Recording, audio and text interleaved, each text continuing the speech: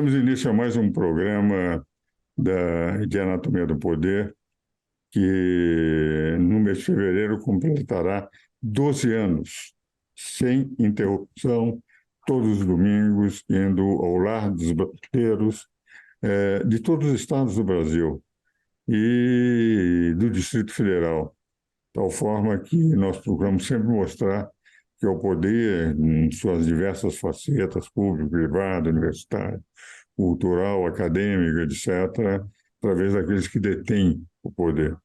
Hoje terei o prazer de ter no nosso programa considerado um dos grandes juristas do Brasil, que é o doutor Ricardo Braga, diretor do Instituto de Advogados, e numa faceta interessante do Instituto, que nós não tínhamos, inclusive, quando eu fui presidente, Ricardo, que é a vinculação entre o direito e a literatura. A parte cultural hoje está em mãos do doutor e professor doutor Ricardo Braga, autor de livros de direito, e hoje na direção de uma instituição que o ano que vem completará 150 anos de existência, que é o Instituto dos Advogados de São Paulo. Meu caríssimo Ricardo, grande amigo e grande jurista, vamos começar e vamos conversar um pouco sobre os seus 2 livros que eu recebi. Um deles analisando um pouco os problemas da nossa política e, de certa forma, de um poder judiciário que se transformou também em poder político, apresentando sugestões muito interessantes, e um outro falando de Deus, o que é muito importante nos dias que correm. E eu vou aproveitar, meu caro Ricardo, para você mesmo explicar aos nossos telespectadores por que a razão dos 2 livros e, ao mesmo tempo, o livro sobre o Brasil, sobre a democracia brasileira, sobre o direito brasileiro, sobre a política brasileira, e um livro de maior profundidade no sentido daquilo que diz respeito à nossa intimidade, ao nosso interior, que é exatamente sobre Deus. Com a palavra, meu querido amigo Ricardo. Muito obrigado, professor Ives. É uma honra muito grande estar aqui conversando com o senhor, um grande mestre, uma grande referência para todos nós, né? É, eu, esse livro da Juristocracia, O Fim da Democracia, eu decidi escrevê-lo a partir de uma investigação que eu fiz para entender como o poder judiciário se tornou tão poderoso. Não apenas no Brasil, mas isso está acontecendo em vários locais do mundo, né?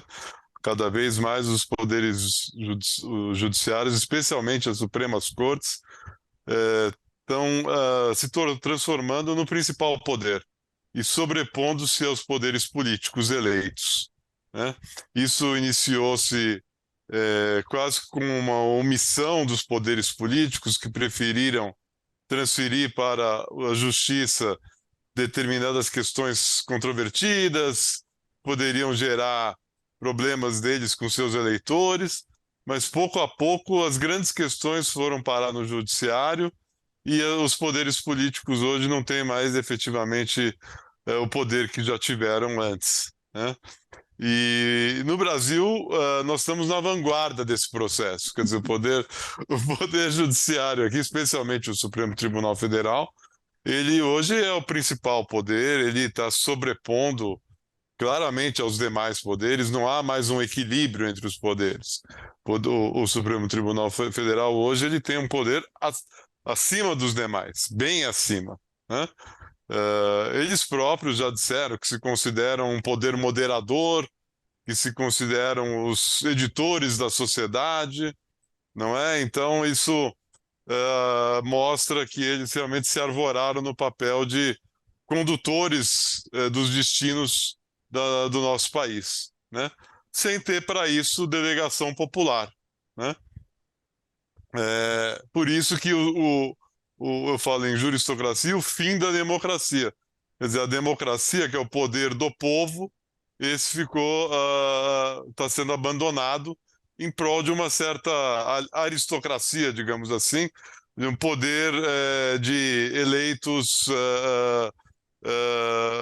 de autoeleitos, melhor dizendo, né? De pessoas que se acham intelectualmente iluminadas e acham que têm o dever de conduzir o país, né? Você sabe que é interessante, Ricardo, é, quando eu participei de audiências públicas na Constituinte e acompanhei com Ulisses e com Bernardo Cabral todo evoluir, inclusive Ulisses assistiu palestra minha sobre parlamentarismo, para que eles transformando um parlamentarista à medida que o processo constituinte foi evoluindo, e foi parlamentarismo o sistema adotado até a comissão de sistematização, voltando no plenário a ser um sistema presidencial de governo. Mas naquela ocasião, é, eu mostrava a necessidade de não termos mais poderes dominantes, que no sistema anterior, o poder executivo dominava. Era um regime de exceção, um regime militar, e era o principal poder.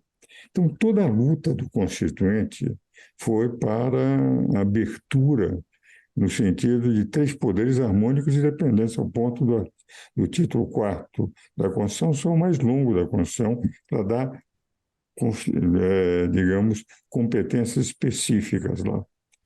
Então, o que eu vejo de bom no seu livro, que eu gostei muito no seu livro, é que, efetivamente, eles se auto-outorgaram esse poder. Porque quando eu ouvi de ministros o artigo 49, inciso 11, quando diz que cabe ao Poder Legislativo zelar por sua competência normativa perante o Poder Judiciário, ouvi de ministros dizendo, não, eles cabem zelar, mas quem dirá se eles devem ou não zelar somos nós. O que vale dizer, eles não zelam. Se a Constituição pôs a eles o poder de zelar, eles não podem dizer que tem que passar pelo crivo do judiciário, se o judiciário invadir o poder legislativo, para o judiciário dizer, eu invadi o poder legislativo, eu me vou autoconter. É algo que não foi o que os constituintes eu vi lá, eu participei de audiências públicas e com o Bernardo e Ulisses até o último dia da Constituinte. Então, eu acho que o seu livro tem isso de extraordinário. Você coloca com muita nitidez que isso é o fim da democracia. Que a democracia é o povo, demos, o povo, que deve governar. E o que acontece é o seguinte: hoje nós estamos numa justocracia, o seu termo eu achei excelente, porque é aqueles que não foram eleitos pelo povo que governam. Então, nós não temos mais democracia. O demos deixou de existir.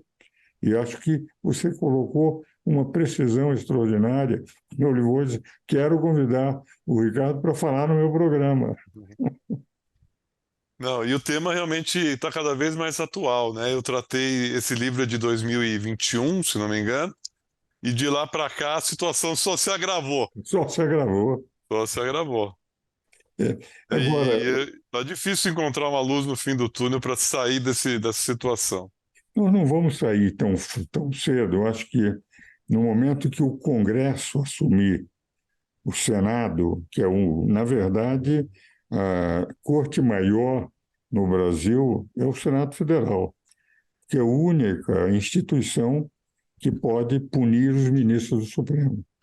Ora, se eu tenho uma instituição que pode unir, o tribunal que vai julgar em caso de decidir julgar o ministro Supremo é o Senado. Então, constitucionalmente, o tribunal maior para julgar aqueles que julgam todos os outros poderes é o Senado Federal.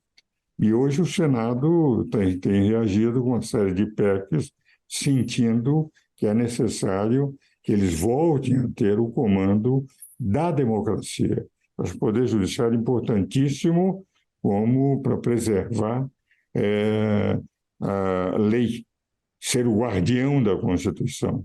Mas não são legisladores positivos, nem constituintes complementares, nem corretores da ação do Executivo. Isso é problema do povo que elege e, se não gostou, tem nova oportunidade de eleger. Não é? Isso você Exatamente. deixa muito claro no seu livro, O Fim da Democracia. Exato. E o subtítulo é Como uma tecnocracia jurídica assumiu o poder, né? Quer dizer, no fundo é um regime, eles se acham tecnocratas jurídicos, iluministros, né? Iluminados, descendentes do iluminismo. Eles se colocam acima intelectualmente do Congresso, né? Eles acham que o Congresso é inferior intelectualmente, por isso eles têm legitimidade, teriam legitimidade para corrigir rumos, né? Isso é uma visão muito perigosa, muito perigosa. Né? E principalmente porque se você levar em consideração que o Congresso foi eleito na última eleição por 125 milhões de brasileiros, e cada um dos seus ministros foi eleito por um homem só. Exatamente. Olha, a vontade do povo é que tem nas democracias que prevaleceram. A palavra democracia, o que quer dizer demos em grego? Quer dizer Exato. povo, não é? E nós temos uma eleição política em cada um dos ministros que lá estão fizeram a sua campanha perante um homem só, perante o presidente da República, para serem nomeados. Então, deviam ter essa humildade, terem sido escolhidos e saberem que a sua competência é extremamente relevante, de serem o poder guardião da Constituição, mas que eles não são um poder político. Nós vamos agora, Ricardo, aos nossos comerciais, depois vamos conversar, mas eu gostaria muito, no segundo bloco, de conversar sobre o seu segundo livro, que na Rede Vida, que é o canal da família, e que temos sempre defendido que Deus é fundamental na vida de todos nós, a maneira como você escreveu o livro nos impressionou bastante. Vamos agora aos nossos comerciais. Damos continuidade ao nosso programa, hoje entrevistando um grande jurista, alguém que, como eu, acredita em Deus e que, portanto, não tem respeitos humanos por dizer que acredita em Deus. E vamos continuar a conversar, porque é diretor da mais antiga associação jurídica de São Paulo, que é o Instituto de Advogados de São Paulo, fundado em 1874 pelo Barão de Ramalho, e que, na minha presidência de 2005 a 2006, ao procurar fazer a história do Instituto, quando procuramos fazer uma investigação, descobrimos que a fundação era de 1874 e não como se pretendia de 1916. E Ricardo hoje dirige o departamento cultural do Instituto. Como faço em todo o programa, como é um mestre de literatura também, estou lhe mandando um livro de poesias que é uma antologia poética selecionada pelo poeta Carlos Nejar, da Academia Brasileira de Letras, de poemas meus que resolvemos intitular de Navegantes do Espaço. Meu caro Ricardo, sobre esse segundo livro eu gostaria que você falasse para os nossos telespectadores da Rede Vida. Sim, claro, com muito prazer. Eu só quero fazer uma retificação. Não sou diretor cultural do Instituto dos Advogados. Eu sou conselheiro do Instituto e presidente da Comissão de Direito e Literatura. Ah, perfeito. Mas é quase.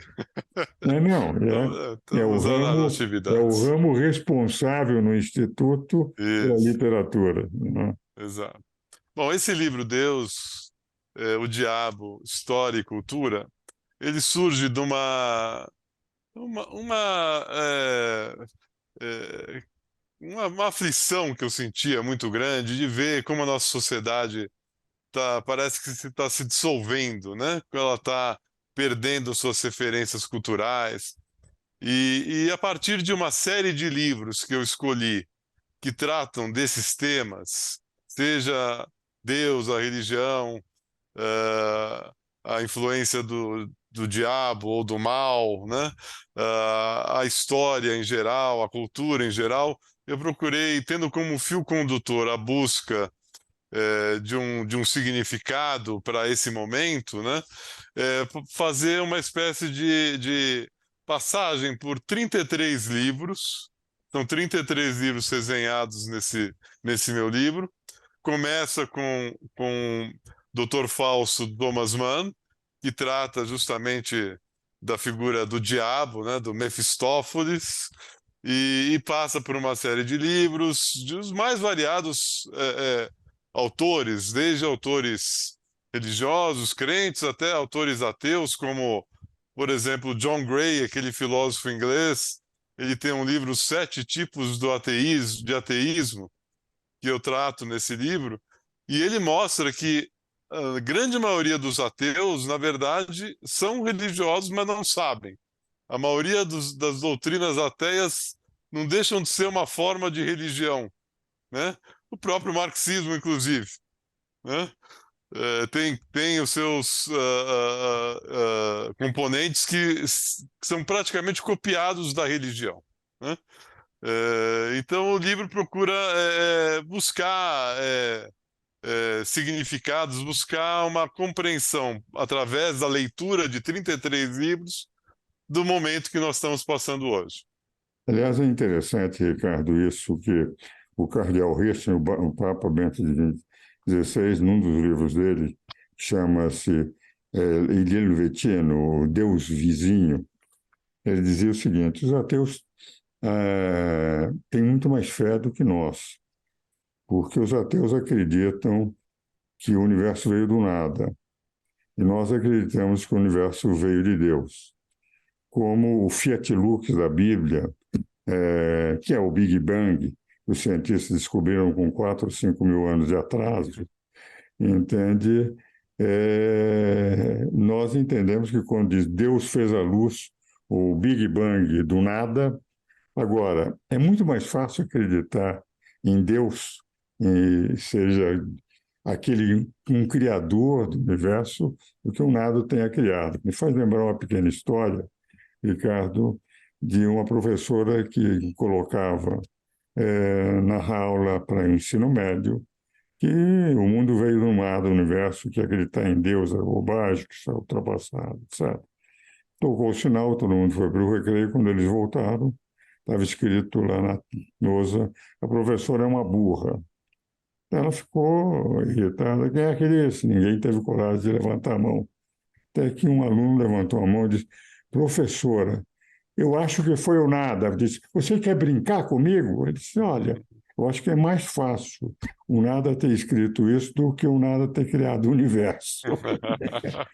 Mas na prática, isso de que o cardeal Ratzinger põe é uma verdade. E se nós analisarmos, o homem tem tanta necessidade de Deus que, o Ricardo, aqueles que não acreditam, eles criam o seu próprio Deus. O marxismo criou o seu Deus, ou, por exemplo, o Deus dinheiro, o Deus sexo, o Deus isso, que orientam a sua vida e passa a ser o valor supremo, entende? Então, é rigor, entende? Quanto mais eu sou um reconvertido, não era até o segundo filhas minha, o segundo filho, que era minha filha, quando nasceu em 61, eu resolvi, querendo que ela fosse igual à mãe, estudar, entende? Mas daí eu fui compreendendo o tesouro, o que eu já li, o que eu já escrevi, entende? É muito grande. Mas isso que se vê é que o homem tem uma aspiração e quando ele não encontra os valores corretos, nós temos essa desfiguração da humanidade. Quer dizer, nós vamos perdendo valores, que escolhemos os deuses errados. A escolha dos deuses errados, que sempre temos necessidade de algum valor que passa a ser o Deus da nossa vida, isso termina. E o que eu achei interessante no seu livro é essa perspectiva que você foi analisando de todos os autores, de um lado e de outro, que enfrentaram o problema da crença do homem numa divindade ou não, da existência de Deus, de Mefístofele, entende? Thomas Mann, Mistófeles, né? Então, e que nós vemos na música, na literatura, música de Liszt, quando apresenta no Fausto, de Goethe, entende? Acho que é interessante. Mas eu acho que é um livro que vale a pena ser refletido, o que você escreveu. Mas eu estou convencido, né, de que hoje o homem sabe fazer as suas escolhas. E quando as escolhas não são boas, é o que nós estamos vivendo hoje no mundo, né? Pois é, eu estou convencido também de que independentemente dos indivíduos, até coletivamente, a ausência de uma crença firme em Deus, né? Depois que Nietzsche disse Deus está morto, parece que o Ocidente perdeu a sua referência, né? Foi perdendo, E é e isso é interessante, e é interessante, Ricardo, que Nietzsche, no fim da vida, ele que depois de ter dito Deus está morto, ele teve as suas preocupações com Deus. É interessante sim. ler o fim da vida do Nietzsche, não é? Sim. Mas Modifica um pouco. vamos dizer assim, se é verdade que Deus morreu, ele está fazendo muita falta, porque a sociedade ocidental está se desagregando, tá faltando uma força que a una, não é isso? Enquanto outras sociedades com outras religiões que ainda estão mais, digamos assim, fortes, elas são mais coesas e estão se sobrepujando, Claro. não é? E é interessante, por exemplo, uma frase que eu acho importante no livro Irmãs Karamazov, aquela luta entre os irmãos, inclusive um mais religioso e tal, e aquele outro que era um doidivan, quando ele diz: se Deus não existe, tudo é possível. E realmente, se você afasta Deus da vida, acha que vai haver um fim na vida e que termina tudo, tudo é possível. Eu faço o que quiser. Tudo é É o caos. permitido. É o caos. E é o que nós estamos vendo exatamente hoje. Mas eu acho o seu livro muito importante. E vocês estão percebendo, meus caros telespectadores, por que razão ele cuida da literatura no Instituto dos Advogados. Hoje também isso faz falta entre os advogados brasileiros. Entrarem um pouco, deixarem especificamente dos problemas jurídicos para conhecer, porque a literatura ensina tanto e é tão útil para abrir a mente das pessoas, não é, meu caro Ricardo? E que auxilia, enfim, inclusive o próprio exercício da advocacia. Meu caro Ricardo, estamos chegando ao fim do programa. Eu gostaria que você endereçasse aos nossos telespectadores suas palavras derradeiras. Bom, eu agradeço muito o convite, professor Ives, para mim é uma satisfação e um aprendizado sempre ouvi-lo. E eu tenho certeza de que os seus telespectadores é, desfrutam e absorvem cada palavra que o senhor pronuncia nos seus programas, porque isso é um privilégio que nós temos e temos que aproveitar para crescer como pessoas e como indivíduos e como seres humanos na nossa espiritualidade, não é isso? Eu agradeço muito, meu caro Ricardo. Eu acho que, evidentemente, sou muito menos do que você disse, mas eu estou convencido que nós temos as mesmas crenças, os mesmos valores, as mesmas preocupações e a mesma busca da literatura como uma forma de, enfim, enriquecer a vida culturalmente e fazendo com que haja uma felicidade maior, como havia no passado, quando a literatura iluminava a vida da maior parte da população, daquela população mais culta e evidente. Meu caro Ricardo, muito obrigado pela sua presença no nosso programa. Meus caros telespectadores, eu os espero novamente no próximo domingo.